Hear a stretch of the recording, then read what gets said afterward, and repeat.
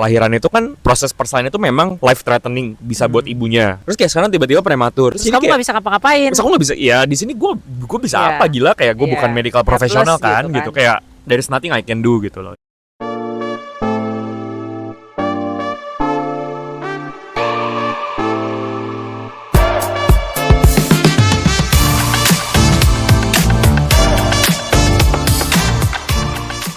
Halo, halo. Halo, halo. Selamat datang Vikario. Selamat datang Olivia. Gak jelas loh openingnya. Aku jadi kayak hostnya. Oh iya dong, padahal kan kita ini ceritanya konsepnya ngobrol kan. Tidak ada siapa yang menjadi host. Hari ini kita mau ngobrolin apa nih? Hari ini tanggal 15 September. Iya. 1 hari setelah ulang tahunnya Bapak. Betul sekali. 2 hari sebelum ulang tahunnya Leandro. Leandro. Yoi. Jadi gue dianugerahi anak 3 hari setelah gue ulang tahun. Dan kayaknya cocok nih kita putar balik nih. Soalnya ini terjadi kan pas banget setahun yang lalu nih jam segini. Jadi mungkin di sini kita bakal ngebahas tentang perjalanan kita menjadi orang tua.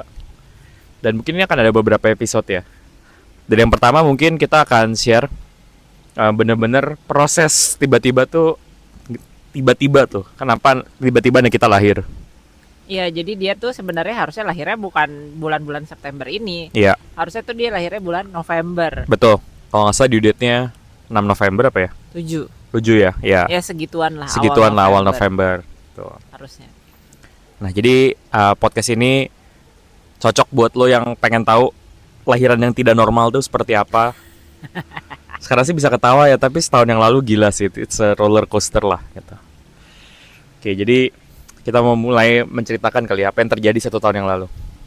1 tahun yang lalu, hari Minggu siang yang indah seperti biasa, santai-santai di rumah. Biasanya kalau weekend tuh kita memang suka masak di rumah kan, karena ya udahlah biar santai, jadi keluar rumah tuh sekali aja gitu. Kan malamnya keluar, udah kalau misalnya malamnya siangnya udah keluar, malam nggak keluar. Kalau kita mau keluar malam, siang di rumah makan, masak. Sudah masak-masak siang, udah beres makan. Terus gue ke WC, tiba-tiba kok ada bleeding gitu, ada pendarahan. Terus gue kasih tau lah dia. Terus gue pikir ya udahlah normal gitu. Kadang-kadang memang kalau orang hamil tuh ada pendarahannya. Apalagi udah masuk trimester 3 gitu, sesekali gitu. Kayaknya ya udah, gue kayaknya kita santai aja gitu, kayak ya tunggu aja. Sedangkan dia begitu pas dengar reaksinya berbeda. Gue kayak reaksinya rada denial, kayak ya udah santai, denial plus santai gitu, kayak harusnya tidak terjadi apa-apa gitu. Cuman bapak ini lumayan alert. Karena kayak gue kayak lah ya, gue nggak tahu ini bahaya apa enggak, tapi kalau ada pendarahan ya harusnya kita buru-buru kita cek lah. At least dicek gitu. Jadi bukan didismiss. Ya gitu. Jadi bukan berarti kayak ini ada apa gitu. Karena yang kita pelajari ya, banyaknya kan kalau ada pendarahan biasanya kan yang terjadi adalah keguguran, anaknya meninggal. Itu banyaknya terjadi di trimester 1. Kita udah 2 trimester lancar-lancar sekali, jadi kayak ya udah harusnya sih unlikely ya gitu. Mungkin itu yang di pikiran kamu kali waktu itu ya. Iya. Ya kan. Cuma gue kayak, ini apa nih, ada yang terus aneh. Terus kayak bukan yang menyeramkan gimana, kayak cuman spotting gitu doang. Ya. Jadi kayak, ya mungkin ya nggak tahu, kayak something yang small gitu. Benar. Karena bukan yang kayak ngocor gitu. Benar. Jadi ya udah deh, akhirnya tuh kita nelpon ya nelpon dokter karena dokter Opjin. Ya, gue nggak tahu sih kalau di Indonesia mungkin ada juga ya, tapi kita dapat kayak emergency numbernya yang bisa ditelepon kapan saja. Karena kan itu Minggu sore ya, jadi bukan jam biasa orang praktek gitu. Dan menariknya, nggak tahu kalau di Indo mungkin seringnya dapat nomor WA dokter ya, yang kita sering dengar. Kalau di Singapura lucunya waktu itu, bukan lucu sih, kayak menariknya, jadi kita nggak pernah dapat nomor WA dokter, nomor telepon dokter langsung nggak pernah. Yang kita punya satu nomor telepon klinik. Which is kalau hari Minggu tuh nggak buka. Iya. Jadi dia cuman ya nomor telepon klinik ya sebuka kliniknya. Karena Benar. biasanya sistemnya di Singapura tuh kita ke klinik-klinik dokternya langsung. Jadi bukan kayak ke rumah sakit apa ikut rawat jalan di rumah sakit itu, ke klinik-klinik. Dan yang kedua adalah di tiap klinik itu ada nomor kayak semacam customer service, emergency customer service gitu. Jadi dan itu untuk semua klinik atau dokter yang ada di channelnya dia gitu. Jadi misalnya kita telepon satu nomor ini, terus diangkat kayak, iya lu siapa? Terus dia tanya, dokter lu siapa gitu. Terus baru dia sambungin ke nomor handphone si dokter. Jadi ada satu layer operator di mana kita nggak bisa ganggu dokternya kalau tidak ada yang urgent. Iya. Gitu pas dia dengar kayak gitu langsung oke, dokter lu siapa? Baru disambungin langsung ke nomor telepon dokternya, which is langsung dokternya yang angkat. Iya. Gitu. Dan langsunglah diceritakan ke dokternya, dok ini ada bleeding. Terus kita mesti ngapain ya? Kamu masih inget nggak apa kata pertama yang dia bilang? Oh no. Yes, benar. Itu dokter. Oh no gitu kayak. Itu gue personally waktu ngedenger kata itu kayak panik level gue langsung naik sih gitu. Dari yang awalnya kayak alert jadi kayak what the hell gitu, kayak ada apa nih? Terus kayak oh no, langsung aja ke rumah sakit, specifically langsung ke labor ward ya. Ke tempat bersalin kan kayak oke. Jadi udah oh no, gue directly to the labor ward. Oke, berarti kan kayak kepala gue mikir kayak apa ini mau ada lahiran mendadak. Terus yang terakhir yang paling nyebelin, let's check if the heartbeat is still there. Jir, anak gue bisa mati jadinya. Itu kayak oh my god, jedak jeduk sih. Aku gak tahu sih kamu rasanya gimana. Aku kayak inget-inget lagi kayak Aku kayak wah parah ya gitu. Gak berperasaan ya.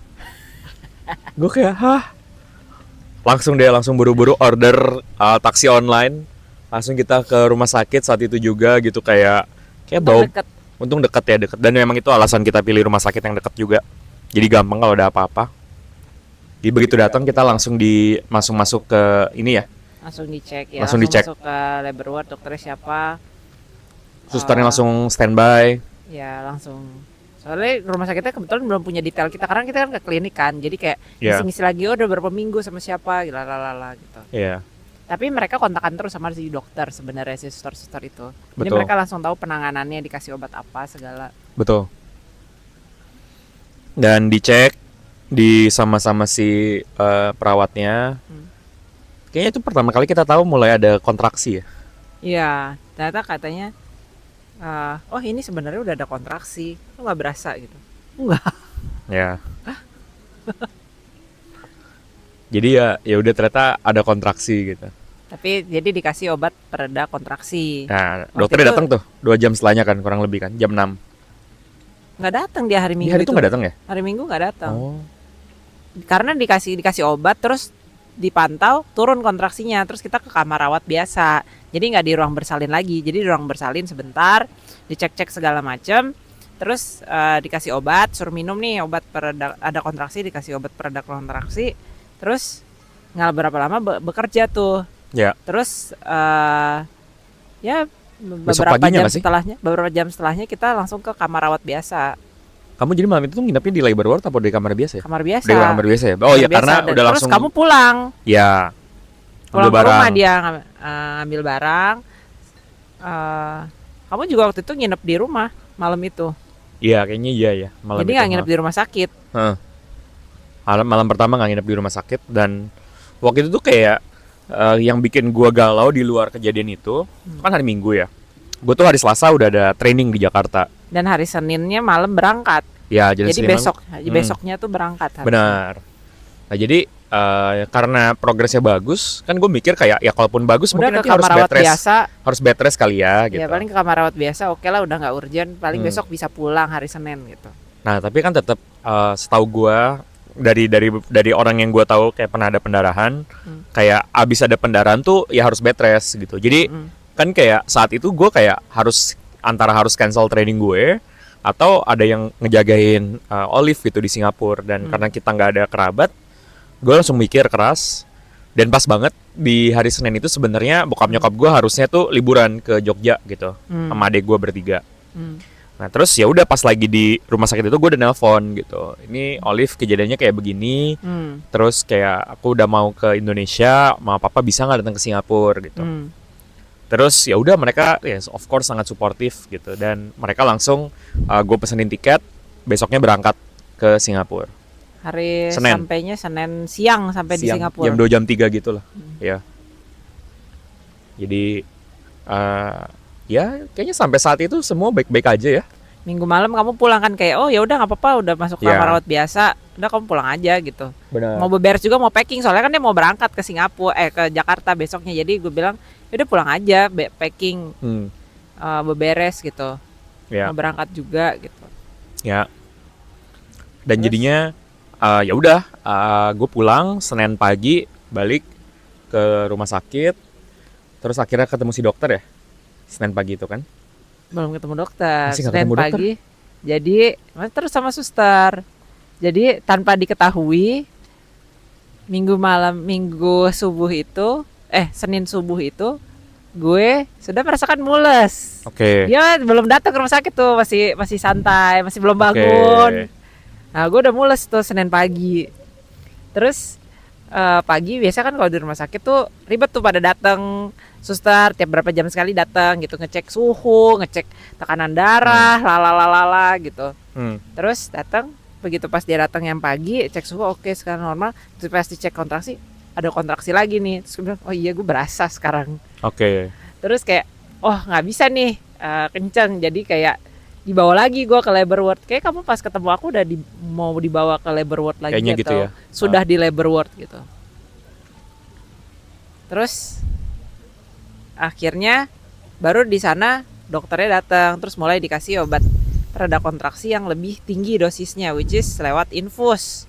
Tadinya tuh cuman diminum. Ya. Terus baru dokter datang di labor ward. Ya. Oke. Terus waktu itu dokter bilang apa? Waktu itu pertama datang bilang apa ya? Intinya pas dikasih obat infus mulai mereda lagi. Iya. Mulai mereda lagi. Terus kayak kata dokter, oh ya mungkin ini bisa nih gitu. Turun masuk ke kamar rawat biasa lagi hari ini. Itu hari Senin, tuh Senin siang dia datang. Pagi menjelang siang atau siang gitu.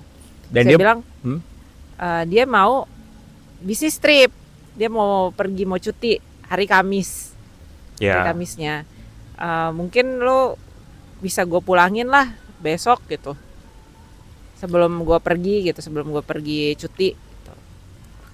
Dan bahkan dia sempat bilang dia bisa kalau lo nggak kontraksi aja udah mau dibalikin hari itu gitu. Jadi udah ngomonginnya tuh pulang, jadi kita kayak oh ya udah deh, udah tenang gitu. Karena kan paling kayak kalau pulang udah ada bokap nyokap gue juga hari itu, dan mereka akan standby berapa hari, jadi kayak udahlah aman gitu, bisa diurusin.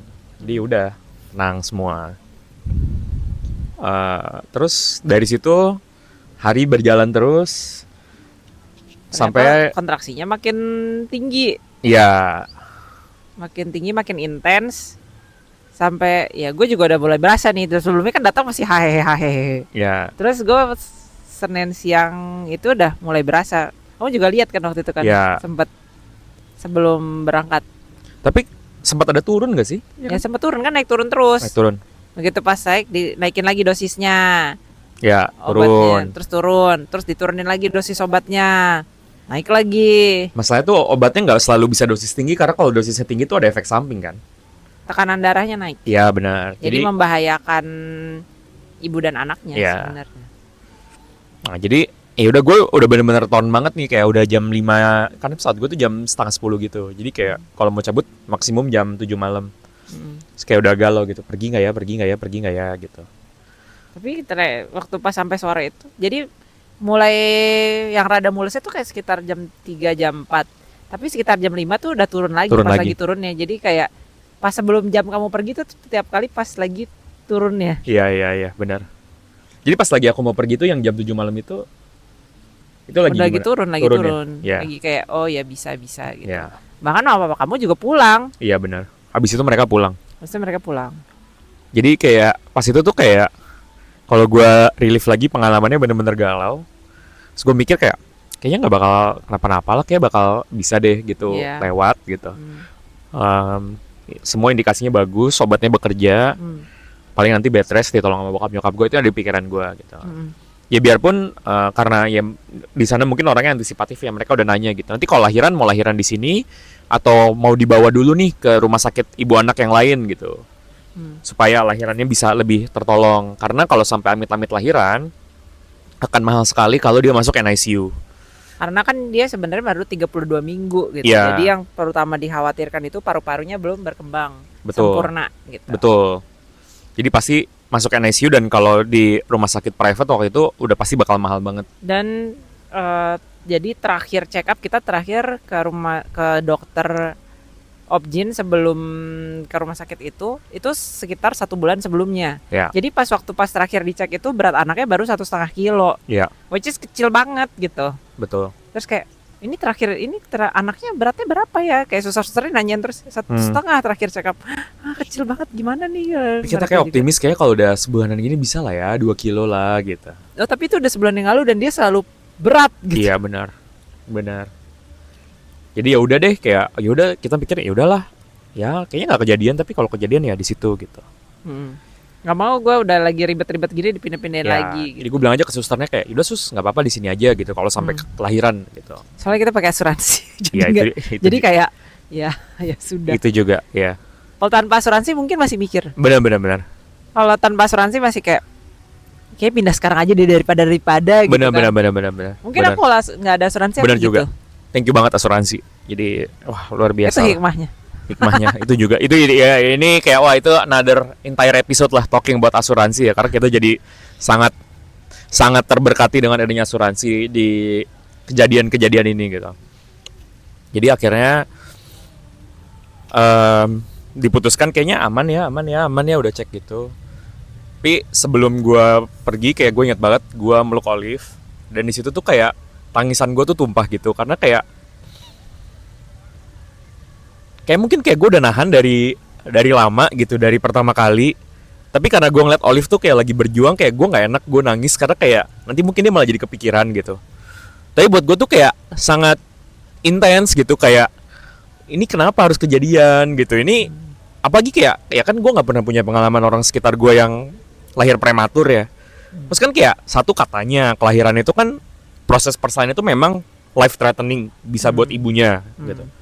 Terus kayak sekarang tiba-tiba prematur gitu. Terus kamu nggak bisa ngapa-ngapain. Terus aku nggak bisa. Ya di sini gue bisa apa, gila, kayak gue bukan medical profesional kan gitu. Kayak there's nothing I can do gitu loh. Jadi di titik itu kayak gue meluk Olive gitu. Terus nyokap gue tahu lah, gue pasti kalau udah kayak gitu tuh kayak banyak nahan. Terus dia kayak udah Rio keluarin aja. Terus kayak gue nangis dan gue bilang ke Olive kayak, kamu yang kuat ya gitu. Kamu pasti bisa ngelewatin ini semua gitu. Dan kalau emang nanti kayak ada keputusan kamu harus milih, kamu pilih kamu ya, kamu jangan pilih dia gitu loh. It's okay gitu, kita bisa bareng-bareng, kita bisa punya anak lain lagi, tapi kamu jangan pergi gitu. Awas lu ya gitu. Gue sengaja kayak gitu karena Olive tuh suka nggak mikirin dirinya sendiri gitu loh. Jadi kayak terlalu mikirin orang lain, terus kayak jadinya kayak nanti dia membuat keputusan yang apa ya, yang akhirnya malah mengorbankan dirinya sendiri gitu loh. Ya, jadi kayak gue udah bilang kayak gitu, iya oke udah paham gitu. Ya udah selesai nangis, gue lega banget, dan akhirnya ya jalan ke ini gitu, ke bandara. Ya. Even di taksi aku inget banget, aku ngecek ke asuransi bener kan nih di cover gitu. Ya. Karena kan dari petugas rumah sakit mereka bilangnya kayak ini mahal loh. Jadi kayak ya kita juga harus cerdas ya gitu. Cerdas dong, kayak itu bisa ratusan juta gitu kalau ada apa-apa. Karena sempat nanya teman juga yang pakai asuransi kita yang sama, rumah sakitnya sama, dia full di cover, anaknya juga sempat ada medical condition pas baru lahir gitu. Ya. Jadi oke lah. Ya. Jadi ya udah akhirnya kayak perjalanan kayaknya everything was okay ya that time ya. Ya masih oke, kamu masih pulang sampai Jakarta jam berapa, 11 malam gitu? Ya landing jam 10 malam, terus kayak gua sampai rumah mertua gua. Kalau di Jakarta kan tinggal di rumah mertua jam 11 malam. Aku juga masih oke. Rumah kamu juga sampai pulang udah nggak apa-apa, pulang aja udah jam mereka dari jam 9-an kayak pulang. Iya, gue chattingan terus gitu. Sampai akhirnya gue benar-benar tidur kayak, oh ya udah berarti kan jam 12 malam ya. Jam 11-an, jam 12. Di aku kan jam 11, jam kami jam 12 kayak, oh oke lah kayaknya aman nih gitu. Semuanya baik-baik aja gitu. Saya udah akhirnya kayak, oke. Gue kayak baru mau mikirin, oke besok nih baru mulai workshopnya, oke. Jadi besok gue harus prima gitu. Udah gue tidur. Tiba-tiba jam 4 pagi mertua gue teriak-teriak, Olive mau lahiran. Terus gue kayak, hah, ada apa gitu. Ya terus kayak mertua gue bangunin gue. Terus pas gue ngeliat handphone gue ternyata ada miss call banyak banget dari dia gitu. Karena dia waktu itu bilang kayak, kalau ada apa-apa telepon aja. Apa waktu itu pakai jam baru ya? Iya. Jamnya udah di set, jadi kalau ada telepon langsung jamnya bunyi, langsung bergetar. Tapi tidak terjadi. Kayaknya gara-gara ada sleep mode gitu deh. Iya, tapi tidak terjadi, makanya miss call-nya banyak. Jadi gue mau nggak mau telepon orang tua gue, which is ya jam 4 pagi emang susah juga nyariin orang gitu kan. Betul sekali. Jadi begitulah. Terus ya ternyata katanya kontraksinya udah parah banget. Di obat juga udah nggak mempan ya. Iya, dari mulai jam 12 ya tengah malam lah, jam 12 jam 1 itu gue sudah nahan kontraksi gitu. Tapi tetap coba ditahan sama susternya, sama dikasih obat tambahan. Tapi tidak membuahkan hasil si obatnya itu. Jadi seperti itu. Sampai pagi akhirnya, karena udah pembukaannya juga udah makin besar, jadi udah dari tim medisnya memang make decision untuk yaudah kita keluarin hari ini. Sekarang mau dikasih obat pematangan paru anaknya. Suntik gitu. Kita coba. Tapi masalahnya obat pematangan paru itu harus 2 dosis. Disuntik selang berapa belas jam. Jadi terus disuntik pertama tuh baru sekitar jam 4 pagi gitu mau dikeluarin. Terus kayak, gue masih harus nahan 16 jam lagi, yang bener aja ini. Gue udah yang kontraksi luar biasa, yang kayak ya udah cuma nahan napas aja, gue udah nggak bisa ngapa-ngapain lagi. Kayak akhirnya ketelepon sama kamu pun udah kayak, sorry gue nggak bisa ngomong, aku nggak bisa ngomong gitu. Kayak kamu terserah mau ngapain, aku nggak bisa ngomong, nggak mau cerita gimana, kayak udah gitu. Emang udah nggak bisa ngomong gitu, kayak ketika kontraksi datang ya sudah cuma bisa mengatur napas. Terus dia juga ngabarin nyokap gue datang, mungkin sekitar sejam setelahnya ya. Nggak nyampe ya. Ya langsung datang lah nyokap gue dari kan dia nginep di rumah gue di Singapura. Terus kayak gue ngeliat kayak, untungnya mama kamu juga langsung angkat. Iya, dia untung orangnya light sleeper, jadi kayak dua-duanya langsung angkat. Gue telepon nyokapnya dia, dua-duanya langsung angkat. Yang ini saja. Teler deh. Gila woy. Sehari sebelumnya terlalu banyak nih beban mental nih. Ya udah jadinya ya gue galau gitu, kayak ini gue training apa enggak nih gitu. Kayak gue mau cancel last minute juga nggak enak kan, pasti udah disiapin semuanya gitu. Jadi gue masih ada pemikiran kayak gitu. Udah gitu masalahnya ini masih pagi juga, nggak bisa kontak orang gitu. Subuh-subuh gitu mau nyari orang gimana, mau make decision. Kan at least kalau bisa diajak ngobrol dulu bisa tahu arah kiblatnya nih orang. Lebih oke apa enggak gitu. Nah kelanjutannya gue ceritain setelah kita pindah, karena di sini hujan dan hujannya makin gede. So kita lanjutin ntar lagi ya.